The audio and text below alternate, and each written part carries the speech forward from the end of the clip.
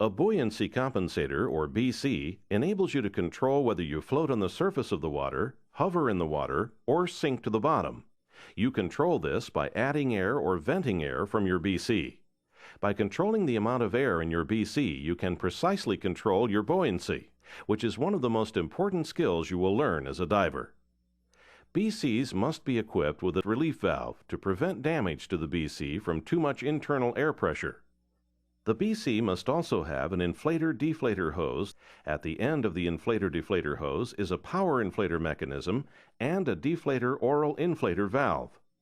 The power inflator mechanism is attached to the regulator first stage with a low-pressure hose. The power inflator mechanism enables you to add air to the BC directly from your cylinder by pushing a button. If your power inflator mechanism fails or you have no air in your cylinder, you can orally inflate your BC by pressing the deflator oral valve button and blowing into the mouthpiece at the same time. Back flotation systems are designed so that the entire bladder of the BC is behind you. This leaves your chest and waist uncluttered. Jacket-style BCs are the most popular buoyancy compensators. They are designed so that the bladder wraps from your back around to your waist. These BCs are comfortable, provide good trim underwater, and float you upright on the surface when your BC is inflated. Some jacket-style and back flotation BCs enable you to add weights directly to the BC instead of wearing them on a weight belt.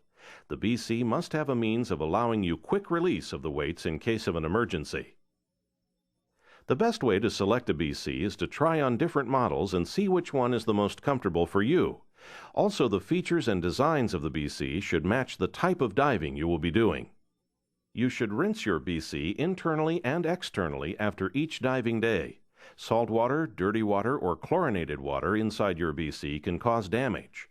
Every time you bleed air from your BC underwater, some water gets into the BC. Inflate the BC to allow it to dry completely. Store the BC in a cool, dry place with air in the bladder. BCs must have their power inflator mechanism inspected once per year. You should also inflate your BC completely to check for leaks before each dive trip.